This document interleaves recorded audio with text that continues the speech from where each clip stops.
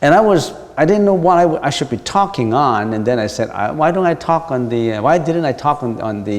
Prajnaparamita? So I talk on the 6 paramitas. And my topic is how to apply the 6 paramitas to management and accounting. And they like it.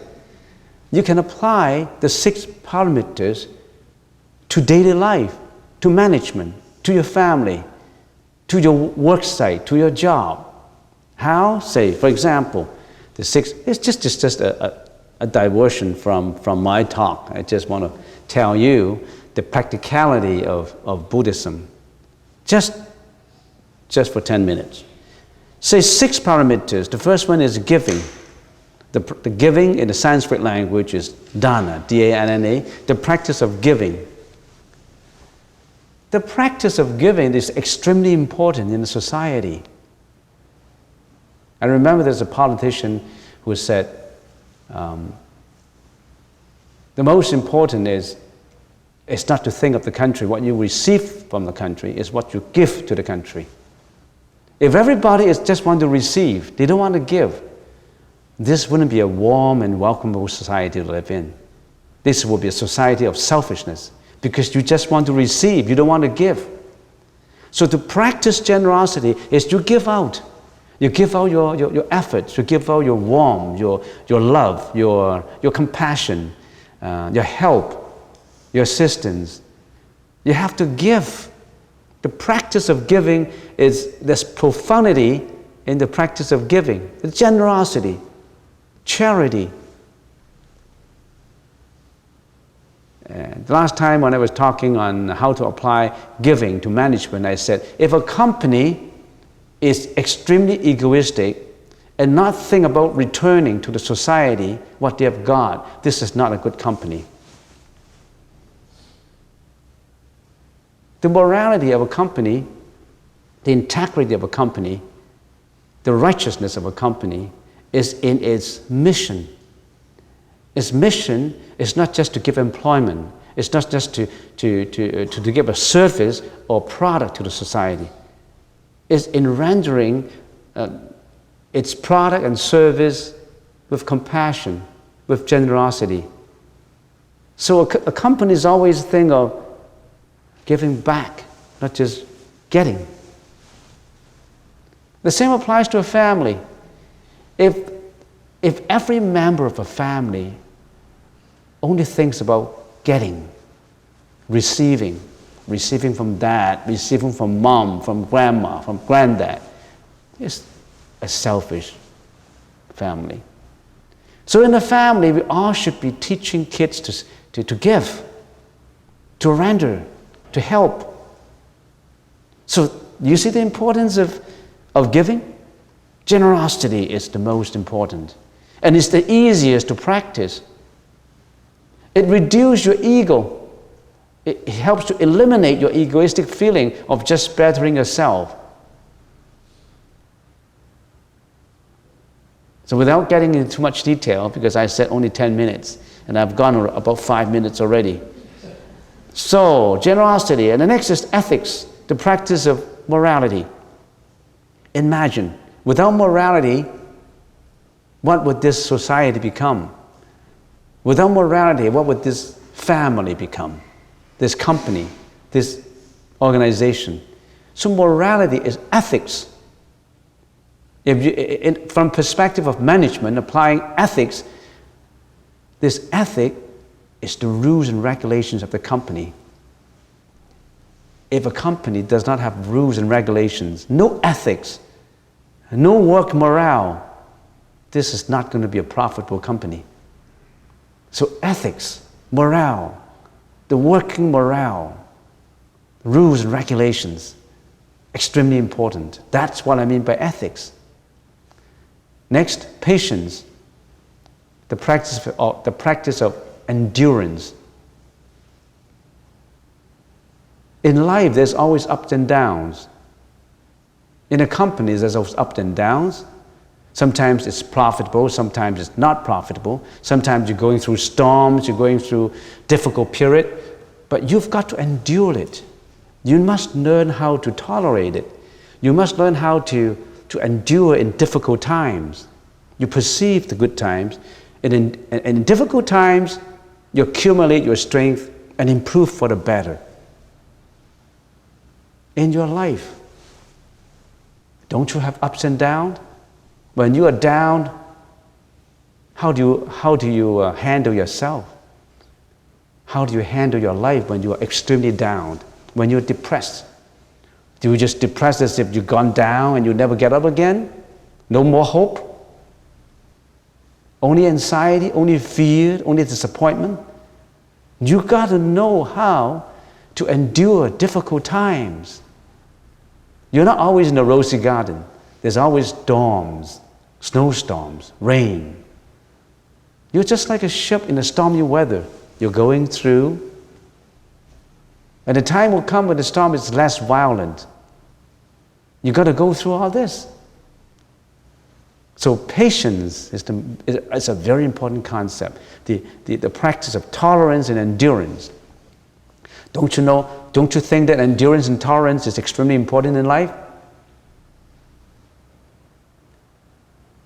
If you cannot accept failure, it's extremely difficult. If you always have been an A student and suddenly you got a C, can you tolerate it? Can you accept failure? Can you get up your courage and move on? Or you just sit down there and be depressed? Can you get up all your gears and put your knapsacks on your back and walk again? Or you can't. You just sit there and you cry and you get depressed. You've got to have this patience and endurance. That's the third. The fourth, efforts. What's this meaning? The practice of diligence. If you're lazy, you can never be successful. If you're not working hard, there's no lazy, successful businessman. When a businessman makes billions of dollars, you think that, oh, he's lucky. He's not lucky. He's been working hard. He's working 18 hours per day. You only know his successful appearance, but you don't know that behind his success, he put in a lot of sweat and blood sometimes. You only see the good part. You don't see the working part, the part that it applied the most. Efforts, diligence. I remember I came across, there was a Buddhist who came to me a few years ago, 8-9 years ago, and he told me that my son has been very lazy, and I think that he's not gonna make it to university. He's now in grade 12, and Reverend, can you do something about it? Can you talk to my son? Make him work harder. He's slacking off and he doesn't really care, and he said that what's the point of going to the university? It's the same anyway. You don't need a degree to be successful. Look at certain Mr. A, he doesn't have any degree and he become a billionaire. So why do I have to become a billionaire? Why do I have to become a good student? I don't need to study in university. I don't need to go on. Well, it's true that you don't need to go to university, but you can't be lazy. If you don't go to university and make use of time to slack off and go partying and karaoke and all that, then you are lazy.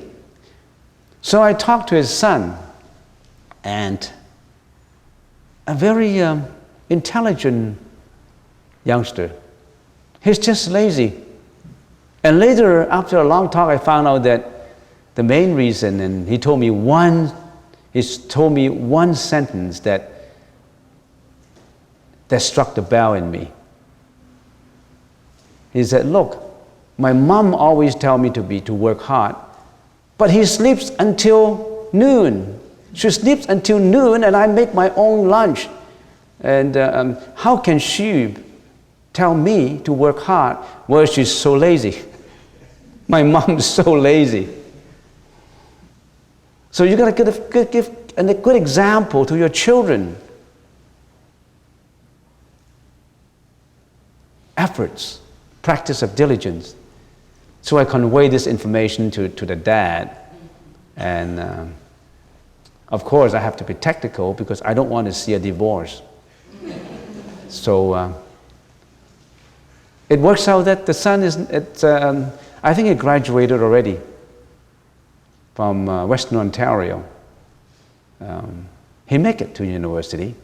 He's an intelligent guy. It's just he couldn't stand his mom being so lazy, and he didn't want to work hard. So it's important that you set a good example. If the mom had come to learn Buddhism, she wouldn't have been so lazy. Anyway, that's the fourth. The fifth is concentration. The practice of meditation. You need concentration. If you don't have concentration, you can never be successful. You need to concentrate in what you're doing. A student who can concentrate in his studies will be an A student. A worker who can concentrate in his work will be an A worker. You need your concentration, your persistence. Thomas Edison tried hundreds of experiments to be successful later in his scientific discovery. You need concentration. The sixth is wisdom, the cultivation of wisdom. Wisdom is important. If you don't have wisdom, you wouldn't have carried out your generosity, your ethics, your patience, your efforts, and your concentration. You need to have that wisdom to guide you. The 6 parameters is like a ship carrying you from this shore to the other shore, from this shore of confusion, from this shore of non-enlightenment to that shore of nirvana. You need a ship, and that ship has 6 functions in it.